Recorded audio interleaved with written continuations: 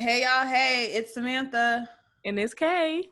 and we are here with another episode of A Brunch Session. All right. How was your week, Sam? My week was cool. It was pretty cool. Can't lie, there's a lot that has been going on in life, on social media, school, but at the end of the day, I'm just grateful to be here, honestly. What about you? Like you said, a lot has been going on this week. I started the first week of my internship, which has been interesting. Trying to find a way to apply it to my life because it's so boring. I hope they don't hear my podcast. I hope they don't find that I got a podcast. And it's just really like boring material, but I'm trying Yeah. to apply it because I've never done this before. So I'm like, you know what? This is going to help me further down. So that was one thing. It was positive, but it was still kind of like not that great. And I feel like that just summarizes this entire week because Mhm. I've been doing really good personally, but then Chadwick Boseman died and all of the Jacob Blake shooting and Yeah. just countless black male bodies that has been piling up this week. It just really triggered me. So I had a really bad night one night and I was just like, man, like I'm feeling all type of ways right now. It's just a lot was pulling me. So it was crazy, and Chadwick Boseman meant so much to us. He was like the first real Black Panther. Mhm. So when he died, and then it was just the circumstances around his death as well. Just 4 years battling cancer, and no one even knew about it. And of course, it's not our business to know about it. We're not his family. It just reminded me to really be grateful for all my days Yeah. and to really take my health, take my life, take my walk with God a lot more serious. So maybe that's what his death was supposed to do for a lot of us. And then it taught people about being nasty because people were making fun of his weight, not realizing that he was losing weight because of probably chemo. Mhm. But of course, people didn't know that. Folks just thought it might have been for a movie role because that's what actors and actresses do, lose and gain Yeah. weight. But it just taught us to watch what we say, be mindful of other people. It taught me that, at least. I can't speak for nobody else. Yeah, for me, I wasn't shocked when I heard what happened, honestly, because when I saw that picture, I've seen people go through cancer, and I when I Mm-hmm. saw him, and I was like, oh, he's dying. I saw that straight facts. I was like, I think something's wrong with him. He has to have cancer because my aunt had cancer. Same process where you watch them wither away in front of you, and that's what he was looking like. It didn't look like it was for a role. It looked like he was going. So when I heard he passed, I was like, wow, like it's crazy that it happened so soon because Yeah, what that picture came out in what, March, April? That was when COVID happened. I'm not even sure.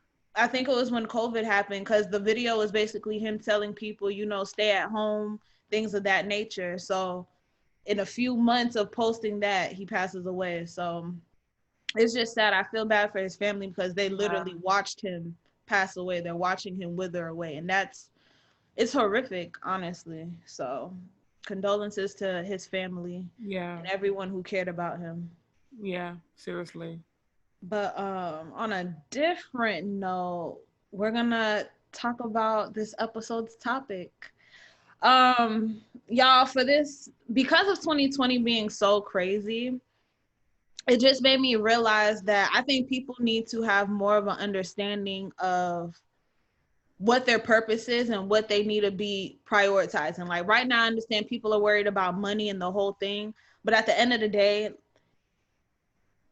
because the world changed so much, like the fact that this world stopped this year, I think people need to realize that there's a lot of things that are impossible that are possible. Mm-hmm. And I've noticed with Christians, because we know that our God is here and that he's protecting us and he's caring for us. And at the end of the day, if you read the Bible, he's coming back. We need to be prepared and actually working towards bettering our relationship with God. And I've kind of noticed within myself, within some of the people I'm around that are Christians, and also just through social media, not yeah, just through social media, we see a lot of people that are Christians that seem to be really lukewarm. Mm. And honestly, I think I'm included in that. Yeah. I could say on this podcast, one thing that we know is we're not supposed to curse.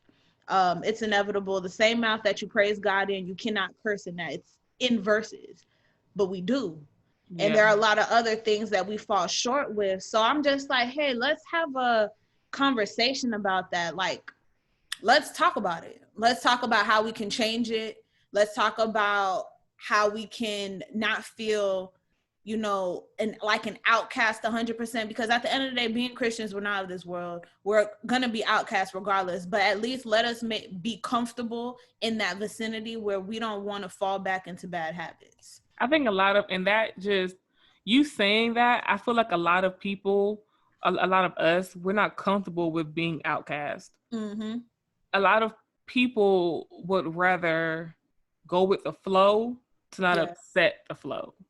Yeah. And you really can't do that. Like when we think about Nehemiah, when we think about um all the different prophets, Ezra, just everyone that spoke about God's word, they were never accepted. Like Jesus was not accepted. You know what I'm Yeah. saying? Like he was never with the crowd. And it's hard to think of, like, because no, we're not Jesus. So we could never go through what he go through, what he went through, and just go through that same exact situation. Mm-hmm. But a lot of us have a hard time with speaking up against things. I know me, like, I hate confrontation.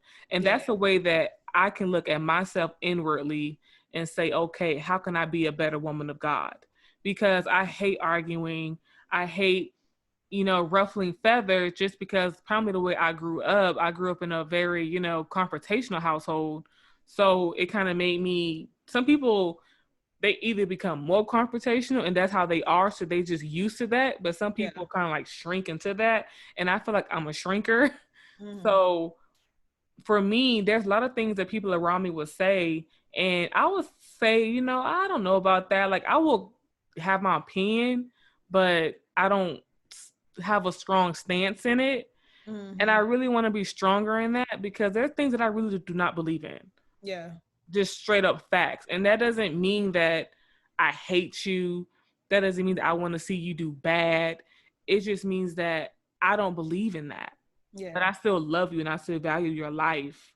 But a lot of people that live that kind of, like, that live certain lifestyles, like, you either with me or you hate me. You know what that reminds me of? I don't know if I told you this, but okay. So with just a little background, I'm the type of person, for many years I kind of went with the flow of things. So if my friends wanted to go out, go to the club, I would go too.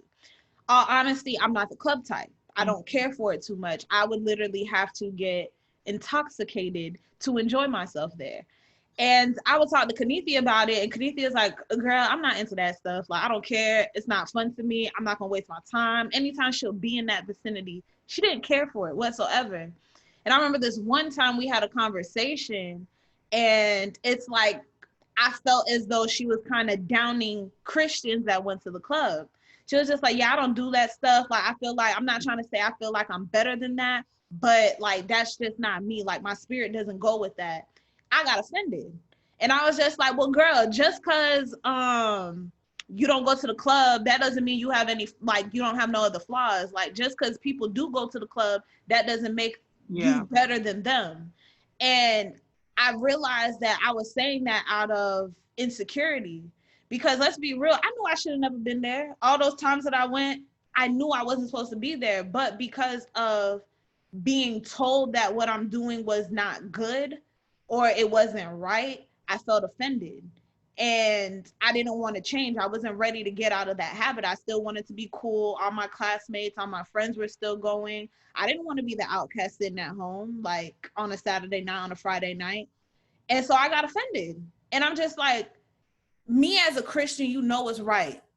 Why am I getting upset when somebody who's a fellow Christian telling me that I'm wrong? Why am I trying to justify my sins by making it seem like you think you're better than me, or you think you're a better Christian than me? Like, it's crazy at the fact that we want to be Christian, but we're not willing to make sacrifices at all. Mm. Like, we don't want to, we don't care Mm. to. So, did I tell you that? Did I tell you I felt some type of way? Probably I so. mean, I knew that what I was saying could have been taken the wrong way because I never want no one to feel like I'm judging them. Like at the end of the day, I know my sins. I know my flaws. Like I'm the Yeah. first person to point out my flaws. Yeah. Like, I'm the first person to be like, yo, I don't eat the way I should eat. That's a sin, being greedy, gluttony. I'm the first person to admit that I curse. I'm trying to work on that. That I'm not a virgin and I'm not married. Like I'm the first person to admit, yo, I have done some crazy things. And that's why I always thank God for his grace, for his mercy on my life, because I could have continued to go down that rabbit hole, but now I'm in the process of really being aware of how I'm presenting myself to the world and to him. So with that club conversation, I was like, I don't want this to come across the wrong way, but I really started to like feel that in my spirit, and I never felt comfortable in the club.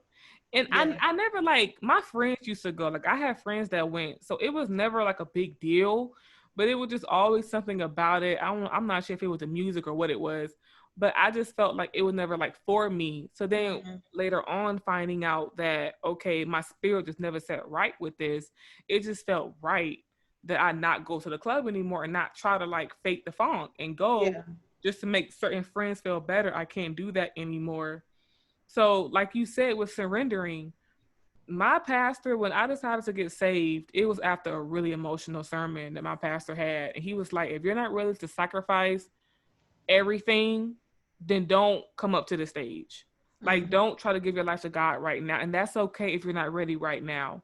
Don't lie to yourself and don't lie to him. So he was just saying that you got to be willing to sacrifice hobbies, certain hobbies, Yeah. your body, your mouth, your mind, like who you are as a person. You have to be ready to sacrifice that and give it to him. And that's hard for people. And he was very acknowledgement. He was acknowledging that, which I respected, instead of him being like, if you ain't ready, then you a sinner, you a heathen. He was Yeah. just like, it's hard. It's hard for people to sacrifice and surrender. I get it. So if you're not ready, don't feel forced. And I just felt ready. See, and I respect that. And I think the thing is that I feel like a lot of churches don't really push that. Like your pastor is amazing for pushing that, because literally with the churches that I see, a lot of the mega churches, especially that a lot of Christians go to or watch online, don't talk about this stuff. They don't talk about the rapture. They don't talk about changing your habits. They literally tell you be a better person so that you can prosper financially and you could write that book and you could start that business. Yeah. But what about my soul? Like, what about what happens when I die? What happens when I'm not here anymore? Yeah. Like, am I going to heaven just because I sat here and I was a better person? Like, come on now. You have Girl. to don't make no sense. And you have people who are Christians who follow this. They don't follow the word. They don't follow, the actual Bible. They follow what the pastor tells them, and they either resonate on that word, probably went out Saturday night, woke up early that morning, went to church, and then went to brunch Sunday afternoon. I say that because I did that for a long time. And it's Yeah, like, we all did. come Yeah. on now. And I was taking in that word on Sunday, like, okay, cool, be a better person because that's going to help me financially and that's going to help me here and there. But that's cool and all. But what happens if, God forbid, I got into an accident and I die? Where is my soul going? Like, come on now. And that's one thing my pastor also said, you cannot act your way into heaven. Can't. When my pastor said that, I felt like he slapped me in my face. Because for a long time, I resonated with trying to be a good person. Like, I had my personality flaws, but I was like, but I'm trying to be a good person, though. Like, Yeah. I was still doing my stuff. I was still out here, with my boo things, whatever. But I was like, but I'm a good person. But when I came to Tallahassee and I went to that church, and that man was like, it's beautiful that you're a good person. Please be a good person. Don't ever be a nasty, just vindictive person. He said, but if you think that you can give to charities, if you think that you can build houses and do all these great things because the world says that it's a great thing, but yet you're not really, that you internally are not really that kind of person, do not think that God does not see your heart. Yes, And my facts. pastor says this, Pastor Adrian from Engaged Church, shout out. He says this all the time, like, check your motives. He Mm-hmm. preaches that all the time, like, check your motives. Because if you're doing these things just for validation, it's not going to take you anywhere. Bro, you know what's crazy? I was just sent this verse yesterday. Hold on, let me make sure I can find it. It's James 4, verse 3. Ye ask and receive not because ye ask amiss, that ye may consume it upon your lust. So it's like basically it's saying amiss when you ask for things wrongly. You're asking for things, or you're doing things for the wrong reason. So it's Yeah. like, it's just like when you I know a lot of women do this, asking God for a husband. What are you asking God for a husband for? Like, is it because you have sexual, like you have sexual urges and that's why you trying to fulfill that? You got some jealousy that you're trying to make some, like, what's your motives behind it? Yeah. That's crazy. That's the That's crazy. That's question. crazy. That's a serious question. Like, what is your motives behind it? And when I think of that, I think of a lot of celebrities Mm-hmm. who will do great things for the public, who will give money and stuff. But then you listen to their music and what they put out there into this world, like their legacy. Because whatever you do put out is your legacy. Like Yeah. when you're gone, people are gonna know you for what you did. Yeah. So when I think about the fact that it's a great thing that you're giving to the youth, it's a great thing that during the holidays you do turkey giveaways in your community. That's beautiful. But when I listen to your music, you're promoting sex, you're Mm-hmm. promoting violence, you're promoting selling drugs, you're promoting all of these things, and that's great that you do things for the young people in your old neighborhood. But do you hear what you're promoting? Like you're telling them, "Yo, go to college," but then when they listen to your record, you talk about some eat this and pop that and suck on this and f this and get the brick this. So it's just like you can't, with God, you can't have it both ways. Yeah. Like you can't say, God, I'm gonna be a good person and I'm gonna talk about you when I win the awards and when great things are happening, I'm gonna I'm gonna give you all of the favor. I'm gonna give you all the props. But then behind closed doors, like you still engaging in certain behaviors. Mm-hmm. And we've all been there. Like we've all been there. But the one thing is you got to be aware of that and you got to try to change it. Like you have to turn away from your sin. You can't just say, oh, well, I'm just going to try to be a good person and God going to love me because God, he doesn't judge and stuff like that. It's like, you can't just go around the life with that mindset because that's not true. That's the thing. And like you said, if you want to continue a facade, one day, somehow, some way, you're going to be found out. Like, not, it's not tea, but it's out there though. What is that couple, that internet entrepreneur couple, Dana Oh, Dana. Chanel and Oh, all them? It's like the they made a scamming Jesus app. couple. Yeah, they made a Jesus app. Their whole thing was based on loving God, but at the end of the day, you're so greedy. You stole from people that believed in you just to Yeah. make some money, and now thousands of people are coming out the woodwork saying these people Christians. You're classified as a Christian, but you're not acting accordingly because you care so much about money. Your heart is full of money. That's what your treasure is. What's that verse?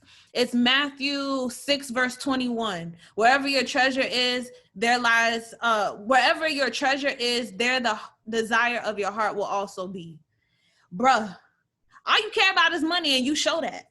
They stole from so many people. And the fact that they use the name, they use God as like a way to get into the black community because they Come on stole now. from their own people.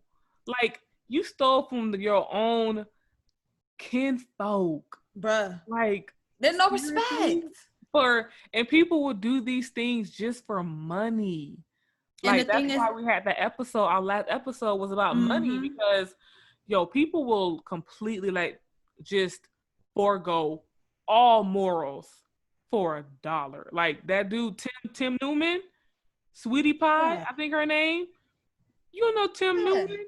Okay, Huh. Tim Newman, they had a show on OWN. His grandmother, or no, his mom owned a really popular restaurant in I forgot what city or state. I never watched the show, but I heard it was a great restaurant. Yeah. And basically, this man just got charged with conspiracy to murder, I think it is. He basically had his nephew murdered for the $400,000 insurance. He took out money What? on his nephew.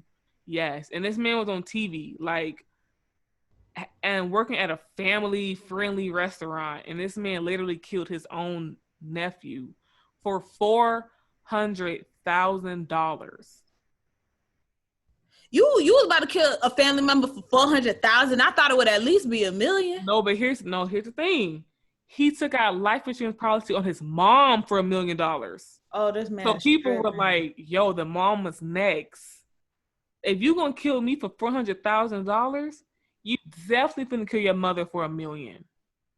For sure, for sure. Like, no doubt about it, you finna kill your mother for $1 million. Especially when y'all have publicly had falling outs. Like, it wasn't even like y'all were close, like son and mother. Like, y'all were close, but then I think things started happening, and you know what happened when TV and money get involved. Families Yeah. act like they never knew each other. So they had some public falling out, and he started his own restaurant, and just all this stuff was happening. So it's like, y'all really got friction. It takes one more argument for you to kill her and get that $1 million and be rolling in $1 million plus 400,000. Like, That's crazy. that was his master. He put his treasure in money. That's crazy. That's crazy. And that's the thing. Like, man, like us being Christians, is that in the forefront of our thought process every day? Like the actions, the moves that we make, the reason why we wake up, is it because we're trying to fulfill God's purpose for us? And a lot of times, no. We wake up with our own accord. We wake up with things that we want. We want money today, so we're waking up for some money. God already had told us in the Bible, anything that we need, he will provide. Yeah. Why is it that we constantly always, and I'm not talking about people in general, because I'm talking about Christians. Why is it that as Christians, we always feel the need to fulfill things on our own, but cry to God when things aren't going right? Because that's usually what happens. Both love going to God in times of tragedy. Yeah. People love praying to God in times of tragedy. And you should pray to God in those times. But all I'm saying is that, are you praying to God in all areas of your life? And that's one thing that took me a long time to kind of realize. And I'm just now starting to really learn it. Because like I said, I've just really been on the journey for a little bit over a year now, like really just trying to invest more of my life into him. So definitely not saying this to be judgmental or holier than thou. But one thing I had to realize was that God had to be involved in all areas of my life. I couldn't just pray to God when it came to my finances. I couldn't just pray to God when it came to classes, when it came to family. I had to pray to God when it came to my body. I had to pray to God when it came to ways that I was thinking. Pray to him when it came to my love life, which a lot of people got a lot of problems involving God into their relationships. Yeah. I don't know why, but a lot of people seem to think that hunching and bumping is, I'm sorry, I'm gonna call it spade a spade. But a lot of people have a problem with including God into their relationship life, like letting go of people that God said let go of. I had to include God in my family, my finances, just all areas of my life. I couldn't just say, you know what, God, I want you to bless me financially, but this dude over here, he's satisfying your girl. Like, he giving me what I need, but my finances need some help. God is like, I'm not Santa Claus. Don't come to me on the 25th. Exactly. Exactly. And I think the biggest thing right now, and it's like it's a sore subject, but at the end of the day, if you're a Christian, you know what I'm about to talk about, right? I see it in your face. Just say it. Just say it, bro. Homosexuality, like, bro, it's a creepy adult. The thing is, I know it's a serious topic. Canceled.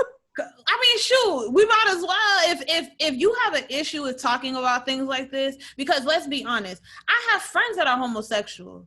Like, I'm very cool with a few homosexual people. I have family members that are homosexual, but I'm not a hypocrite. I'm not gonna sit here and condone and sit here and be like, oh, you know, love who you love, because God is love. Because that's what they do. They take that one verse, that one little snippet of that verse, God is love, and they turned it into something that it's not.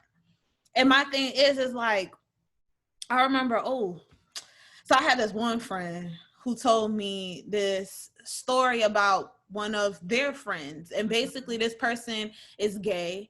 And they stated that God told them that it's okay for them to be gay, that God will always love them, and that they can, you know, explore and do what they have to do to learn themselves and love themselves the way God loves them.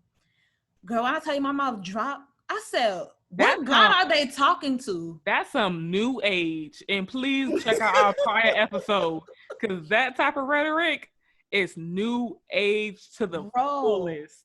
Like, and I'm sitting here like, you've read the Bible, right? Like, this person is literally telling themselves that what they're doing is okay, knowing that if you open up the Bible one good time, you would know that's not right. Just like I had somebody else send me a screenshot basically saying that the Bible was the new Bible was written incorrectly, where instead of it saying pedophilia, now they changed it to homophobic or homosexuals. And I'm like, so you telling me they rewrote the Bible and changed up all the words? Instead of it saying pedophile, it says homosexual. First of all, it's all nasty. Let me tell you something right now. First of all, it's all, sin is wrong in general. Exactly. And that brings me to 1 Corinthians chapter 6, verse 9 through 10. Don't you realize that those who do wrong will not inherit the kingdom of God? Don't fool yourselves. Those who indulge in sexual sin, or who worship idols, or commit adultery, or are male prostitutes, or practice homosexuality, or are thieves or greedy people, drunkards, or are abusive or cheat people, none of those will inherit the kingdom of God. Boom. There you go. At the end of the day, no, God does not measure sin, okay? Like, I don't look at homosexual any differently than I look at somebody who is out here promoting a certain type of lifestyle, cursing, sex, whatever, getting high, I don't look at nobody as, now some Christians are very hypocritical. Yeah. They are very hypocritical. Like, if you are here stealing and cursing and lying on your taxes, ma'am, sir. That's a sin, honey. That's a sin. Like, it doesn't matter. Like, don't look down on this gay kid because they're gay, but you up here talking about something, you finna get an extra grand on your taxes.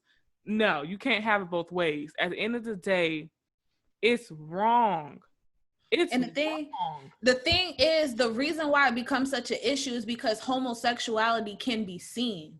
I see you with your girlfriend. I see you with your boyfriend, but you don't see me lying. You don't see me having sex at night, every night with a man I'm not married to. You don't see me making my mistakes. So it's so easy for me to judge you off of your sin because it's out there. It's out there. It's easy. It's really easy to look at somebody and say, oh, well, I see what you're doing. Mm-hmm. It's easy to look at a prostitute and say, well, I see what you're doing. I see what kind of person you are. But it's like, what are you doing behind closed doors? Like, exactly. Let me take a peek inside. Don't act like that. Don't throw stones. Exactly. Don't do that. At the end of the day, I love everybody. Like, I'm gonna say that I don't hate nobody. Like, I don't look down on nobody. When I tell you I don't look down on nobody, I do not look, even on homeless people, prostitutes, bro, I do not look down on you. At the end of the day, I love you, but it's like, God is our father.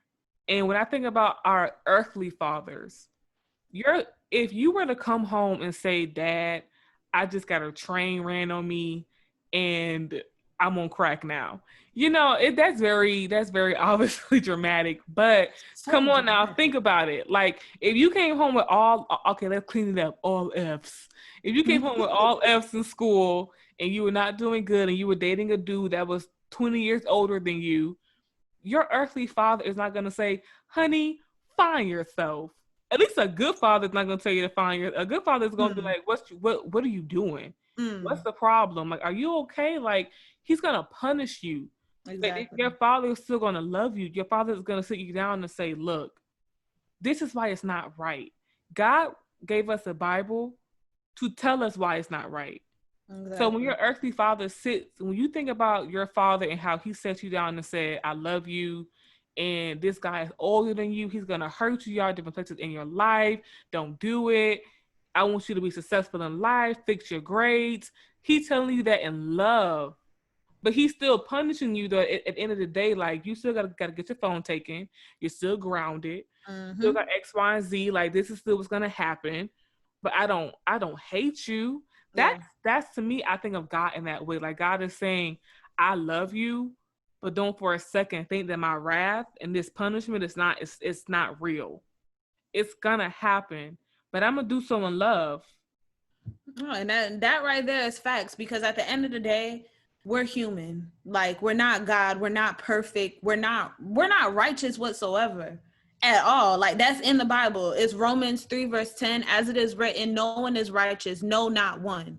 Like, we're not, but we can at least do the things that he tells us to do. We Yeah. know what's right, we know what's wrong, and with his strength, with him taking care of us, protecting us, we can abide by his rules. And we just had to get out the mentality of wanting to still be of this world, wanting to still Yeah. fit in. Like, for me, let me be honest, the only reason I stopped going to the club was because of Corona. The only reason I stopped going the only reason I stopped going to brunch was of Corona. If it wasn't for that, listen, let me tell y'all, right? Sundays, let me tell y'all my setup for Sundays. Let me tell y'all, yes, Saturday night, go out to the club, right? Lit, have fun, drink, whatever. Sunday morning, wake up, go to church. Right after church, go to brunch. Bruh, get drunk at brunch. Oh. And then you know what I did the rest of the day? Chill, relax, and got ready for Monday. That was my regular thing. And the reason it stopped was because of Corona. When I tell you, when God stopped this world, I know it happened for a reason. Yeah. Because now I have no urges. Like, Atlanta's open, y'all. I could easily go to a brunch. I could easily just chill and do all that stuff. Clubs are open. I don't have an urge, because through this Corona season, I've now rebuilt my relationship with him, where I feel so fulfilled. I don't feel like being of this world. I don't feel like getting drunk. I don't feel like my emotional ties are connected to drinking all the time, or enjoying what everyone else is enjoying. I don't care. That's not my business. Do you, boo? But at the end of the day, I'm not going to fall short of what I know is wrong or right. I'm not. And that's a beautiful thing. A lot of people, that lukewarm Christianity is feeling like as long as I pray, as long as I go to church, as long as I try to just tithe and do X, Y, and Z, I'm going to be good in his book. Yeah. But I still want to do what I want to do.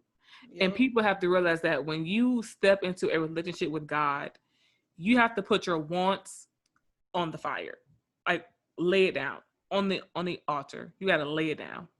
God, I might want to have this job that's $100,000 a year, but God might be telling you, the job that pays $60K is where I want you at, though. Mm-hmm. And when you are a follower of Christ, you have to be willing to say, okay, if that's where you want me, that's where I'm gonna go. Exactly. Because your wants and your desires are telling you to go for the job with the bigger pay.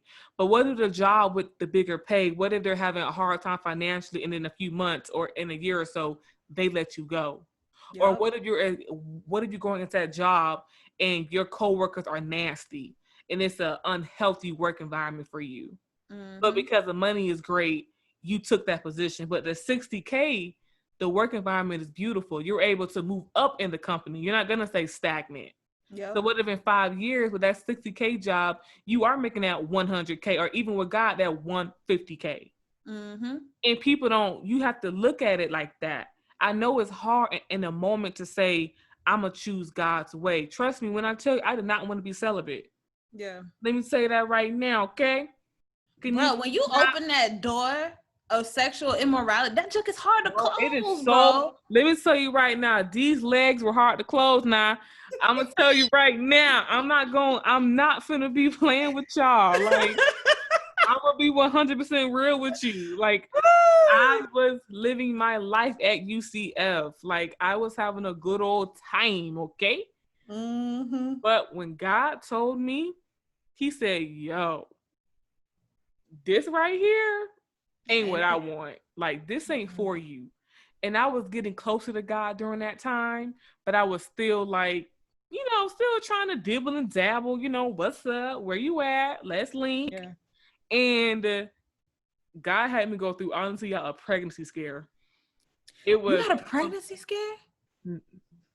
Oh, let me start acting stupid. I remember now. Yes, I'm looking down like I know I told this girl.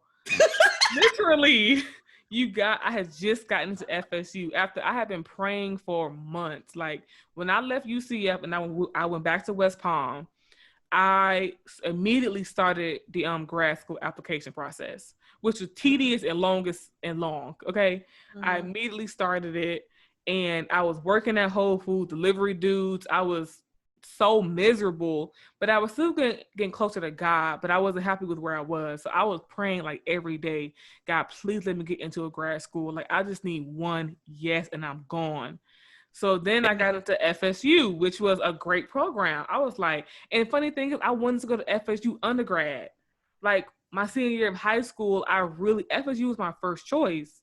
I didn't get in. So then to get in this time around, I was hyped. Like, I called Samantha crying, like, bro, read this letter. Like, I feel like I'm crazy. I've been working all day. She was being so dramatic, girl, because I was like, bro, I never thought I was going to get in. Like, my GPA was not where it was supposed to be at. I left UCF feeling so broken. But basically, a few months later, I had sex. And my period did not come. And I was freaking out. Like, he was freaking out, the dude. I was like, bro, like, if I'm pregnant, like, I'm not going to FSU. I cannot go to FSU with a freaking belly, like, pregnant. Like, I can't work. I can't do all that stuff. So literally, I'm thinking, I want to pray for this. Like, I prayed for this for months. And because I want to have 10 to 15 minutes of pleasure, I'm going to lose it all. Like, I'm literally going to have to tell them I can't come. I'm not coming to Tallahassee with a kid. Like, what? How can I even do it? Like, I can't work and go to school with no help there. I have no family here. So I'm like, wow, I'm going to have to stay in West Palm and stay at Whole Foods, making $15 an hour because that's how I was be able to support my kid. And Lord, I prayed to God. I said, God, I'm so sorry. Like, I said, I'm so sorry. God, I had to repent, y'all. I said, God, this is not worth it. Like, God was like, you begged me for this. You begged me for this. Now you finna ruin it all for some dude that, you know him for a while, but you didn't want to be with him. Like, I didn't want to be with him. He was just a fun time for the night. I was like, y'all see what she was on?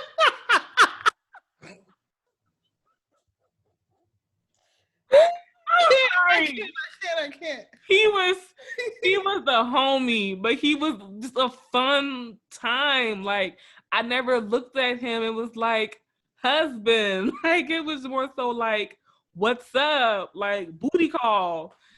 And I really almost lost it. Like, when I got my period, I was like, wow. And that was the last time I had sex. And that was over a year ago. And I've had my urges since then, y'all. I have. But prayer. Exactly. And listening to different sermons about sex. Pastor Todd has a great series on sex. Like, he really does a great job of just really being honest about it and helping you to realize that it's good for the moment. It's instant satisfaction. And that's all it is. That's the thing. That's all it was. Instant satisfaction if I would have got pregnant, that instant satisfaction, it would have been a lifetime of regret. That's true. I would have loved my kid, but I still would have been like, wow, like, my life was not supposed to turn out like this. Like, that is true. That is true right there, y'all. And the thing is, it's like I said, we're not far from this. Like, this hits home for us too. Yeah. That's like, I'm like, I want to have a discussion about it because I feel as though we know some things. Y'all listening probably know some things. Like, let's talk about it. see different ways. Because at the end of the day, we already know the bigger picture. Build your relationship with God. Read your Bible. Like, use your discernment. Use that. Use your Holy Spirit. Use that inside of you. You know what's right and what's wrong. You'll feel it inside of you. But at the end of the day, you as a fellow Christian, if you see another fellow Christian failing or falling short, that's your job to pick them up and make sure they're doing right. And if I see another Christian making a mistake and I know they know better, I'm going to talk to them about it. I'm not going to be no holier than thou. I'm not going to sit here and try to belittle you, because I have my own faults. I'm human just like you're human. But at the end of the day, we need to speak up, because there's too many times where we dismiss too many things and we allow our fellow brothers and sisters to fall short. I can't keep doing that. I'm tired. And just, you know, a lot of people they always just use that you're being judgmental and you're trying to be holier than thou and stuff like that. And it's like, I'm not trying to look down on you. I'm not trying to tell you that I'm perfect and that I'm better than you and that I've come to this place of 100% just flawless, you know, like I'm Jesus, you know, like I'm not trying to say that. But I one thing I do not like is that people get so wrapped up in wanting to feel good about their decisions. Nobody wants to be called out for their wrong. Nobody wants that. Everybody wants to be told what you're doing is right, and I love you and I support you. Everybody wants to hear that. But the reason why God brought us all together, and the Bible does a great job of emphasizing on relationship. You know, like everybody, like even the kings and chronicles and kings, they had their advisors. They had people that would counsel them, tell them what to do, the right and the wrong decision to make. So when I look at, you know, Samantha, when I look at some other great friends of mine, my friend Paige, my friend Sierra, who are also Christians, I've built relationships with all of them to where I can talk to them, and if they tell me something like you need to change that or you need to fix that up, I know they're not telling me that in a you know, I'm better than her type of thing. They're telling me that because they love me. Because I want you to get into heaven. I want you to enjoy the fruits of his labor. Like I want you to enjoy who God is with me. So those who don't be so defensive. Like if someone is coming to you and telling you something and love and sitting you down and saying, yo, I love you and I see you kind of going this wrong way, or I've been there before, let me try to tell you how it's going to end up. Don't always be so defensive, you know? And Christians who do want to talk to other people, watch your tone. Just like be more mindful. Like I had to learn that too. Like it's difficult. Sometimes you don't really hear yourself. But take a minute, figure out what you want to say, and then come to that person and be like, okay, you know what? First of all, I love you. Should be the beginning. I love you. I do want to talk to you about something though, and just see what's up. Or sometimes it can be as simple as inviting them to a Bible study. Yeah. That does the work for you. That. It's great. Honestly, I would prefer that. Just inviting me out, being like, oh, you know, I have this Bible study coming along. Like, do you want to come? You want to hear this sermon with me? Like, YouTube got so many great sermons. You want to sit down and hear a sermon together?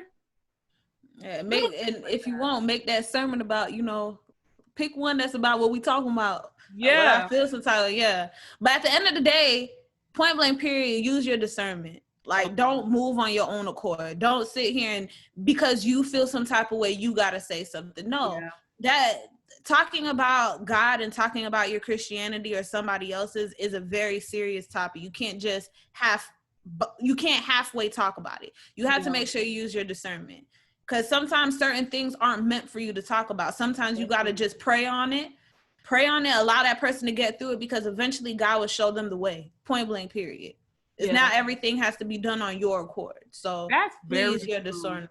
That's very true, because I definitely have had a friend that I don't know what was wrong with her, but she just felt like she could just always tell me things, like try to talk to me about certain things. And I know it was coming from a place of love, but I feel like you said, maybe that discernment was not being practiced, because it was things that I felt like, one, you shouldn't be talking to me about this because you worse than me, but okay. And just like just the way it was coming across, it was like, okay, I know that you feel this way, but did you speak to God about talking to me about this first? Yeah. Because it kind of feels like you didn't. And I think you should go back and pray, because boundaries are being crossed. Yeah.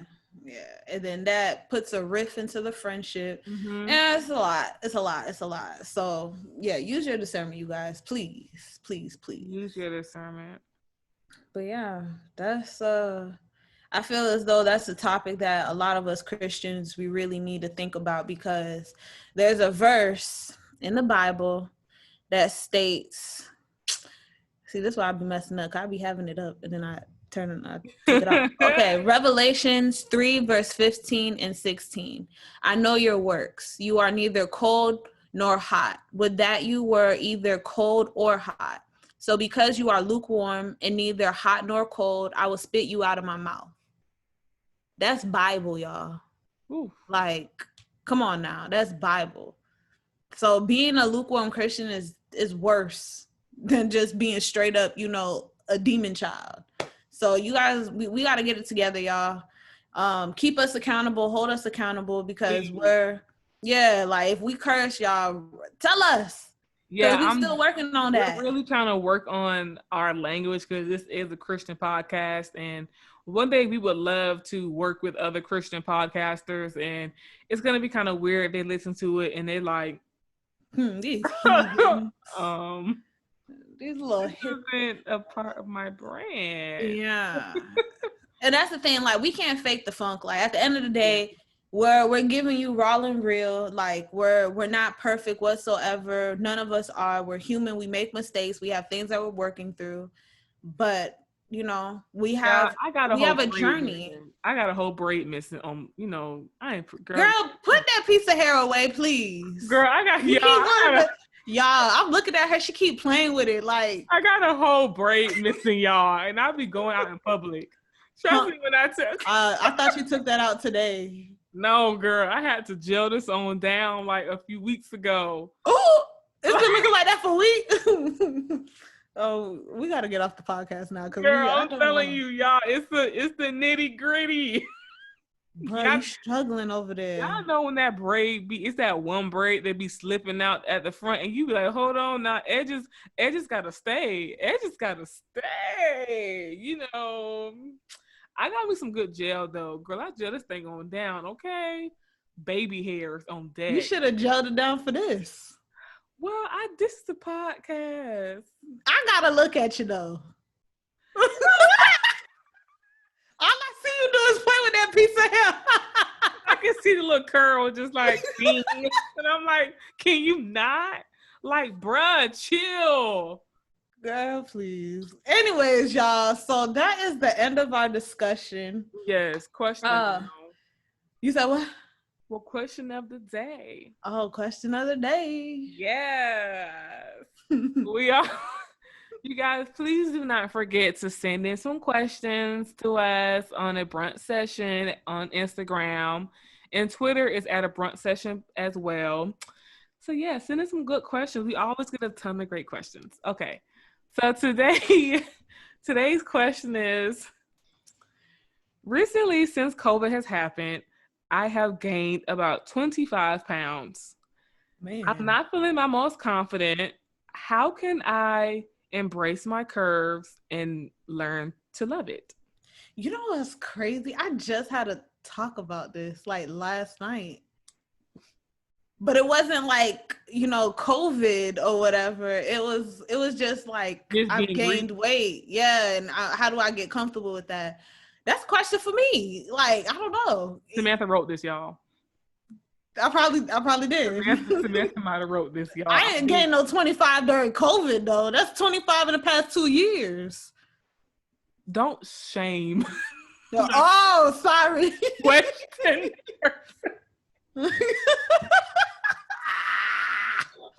Y'all know what? I apologize. Whoever you are, BG, we apologize. I apologize. All honesty, that's something I'm working through too. I think that my main thing is to be nice to myself because at the end of the day, we're in the bodies we're in, and we can't sit here and always think negatively about where we're at. We have to embrace it. So, you know, take the time to embrace where you are, but at the end of the day, change things. Change the way you eat. Change the way change not eating before you go into sleep, or small things, going to the gym, things like that, just to start a habit of losing the weight. But at the end of the day, still embrace who you are. Every day, call yourself beautiful. You know, look in the mirror and embrace what you see, because that's you. You can't change it right now. And slowly but surely, when the lifestyle changes happen, you're gonna look better. But for right now, you know, embrace where you are, be happy where you are. And it's gonna take time. You're gonna have days where you're gonna feel, you know, unattractive or whatever the case is, but still take the time to enjoy where you are, because you can't change your body unless you get lipo. Don't get lipo. One thing I will say is, you know, I have a fitness page at Getting Fit with K. Plug in there. I saw that. Yeah, that was marketing. But at the end of the day, you know, I've had problems with my weight all my life. It's just been a constant battle. So one thing I would do is first, like, you know, just work on the inside, figure out why you gained this much weight, and figure out why you don't love it, because fat phobia is very real. Like, everyone assumes that you gain some weight and it's the worst thing in the world. Baby girl, you might look better with an extra 25 pounds. You never know. So at the end of the day, like Sam said, really embrace where you're at right now and be honest with yourself. If you want to lose those 25 pounds, then implement a workout routine, implement better eating, follow some healthy eating pages, you know, just to gain some inspiration, and just really, really work on the inside first. Because if you spend so much time like hating it and not loving it, it's just gonna kind of snowball into more eating and more sadness. So embrace it, girl. Like I said, you might look better. You know, you never know. Yeah, but make sure it's healthy. Like, yeah, make sure it's healthy. Like, definitely go see it. Like, make sure that it's not, because when you do gain weight too fast, that's not good. Like, if it's 25 pounds in a matter of like a month or two. That's what she said. COVID has been a month too. Kanithia, COVID started what? March 16th. March, April, May, June, July, August. Sam, that's 7 months. Kanithia, that is not 7 months. January, February, March, April, May, June, July, August. That's like 6 months. 25 pounds in 6 months? Let me stop. That's a sin too, right? Judging? I mean, really, you're just curious, you know? I'm trying to be, because I just don't get it. Either way, girl, love you, boo-boo, and make sure that you're healthy. If you don't feel healthy, then definitely do something about it. But if you still it maybe went to like your butt, maybe your legs, maybe a little bit of stomach, but you're not feeling like, you know, I can't breathe when I lay on my back. It's like, you know. That's the thing. I don't think they're gonna send in any questions, because I don't think we didn't answer this one right. Yo, we said love yourself. We said work on the N word. It's the ending for me. It's the ending for you, because you the ones that was like 25 pounds in 2 months. Bruh, don't mind me. Y'all know I'm on my struggle to lose my weight too. So, girl, we in the same boat. I'm just in the same boat. I'm just weighing curious. that bad boy down. Weighing that bad boy down. Slowly but surely. Stop. We gonna lose some weight. I got a workout plan for tomorrow morning. What? I'm trying to get like you. Okay. Because I don't have no workout plan for tomorrow. Girl, workout plan 7:30 in the morning. Gonna go running. I love running. That's dedication. Running in the morning, like, people do not understand. Like, waking up, reading a word, going for a run, bruh. Like, it's so nice to be outside, having your music playing. It's just, honestly, it's therapeutic for me, because right now I can't afford therapy. So it's therapeutic when I get to go walking. I I do like to cut my phone on silent and listen to music and just kind of think. Like, not have to be bothered for that hour. Like, I'm out, leave me alone. Like, let me do my thing. Yeah. And then you start sweating and you just, I don't know. And then you go home and you take a shower. A shower after a workout is the best shower you've You ever. take a hot shower, you take a cold shower. Girl, hot. Mm. Who take cold showers? I thought it would be more refreshing. Girl, no, it's not. It's not refreshing at all to take a cold shower ever. But no, taking a warm shower after you get done working out, it's like, I don't know what it is. It's just the best shower. I'm excited to go home and take a shower after the workout. You sound so excited about it now. No, it's so exciting to go work out and go for a run. I went hiking recently. That was amazing. I thought I would not like hiking. I'm a black girl from West Palm Beach. We ain't got no heels. We got nothing. West Palm. We're not about to do that. Okay, y'all. So we are at the end of the podcast. You can find us on our personal social medias. Mine is by SamDC on Instagram. And mine is at Kenethia 2_. All right. And I think Kenethia put in our plugins for Twitter and for our Gmail. So we are about to end this podcast with a prayer. So I actually wanted to read something. I got this book called Prayers That Rout Demons by John Eckhart. And I really wanted to pray a prayer over us for prayers for blessing and favor. So if you guys want to bow your heads, and I'm going to read it. Okay. Prayers for blessing and favor. Lord, bless me and keep me. Make your face to shine upon me and be gracious unto me. Lord, lift up your countenance upon me and give me peace. Make me as Ephraim and Manasseh. Let me be satisfied with favor and filled with your blessing. Lord, command your blessing upon my life. Give me revelation and let me be blessed. I am the seed of Abraham through Jesus Christ, and I receive the blessing of Abraham. Lord, in blessing, bless me, and in multiplying, multiply me as the stars of heaven and as the sand of the seashore. Let your showers of blessing be upon my life. Turn every curse sent my way into a blessing. Let your blessing make me rich. Let all nations call me blessed. Let all generations call me blessed. I am a son of the blessed. I live in the kingdom of the blessed. My sins are forgiven, and I am blessed. Lord, you daily load me with benefits. I am chosen by God, and I am blessed. My seed is blessed. Let me inherit the land. I am part of a holy nation, and I am blessed. Lord, bless my latter end more than my beginning. Lord, let your presence bless my life. I drink up the cup of blessing.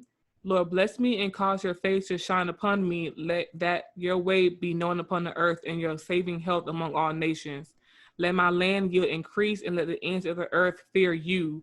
I know you favor me because my enemies do not trump over me.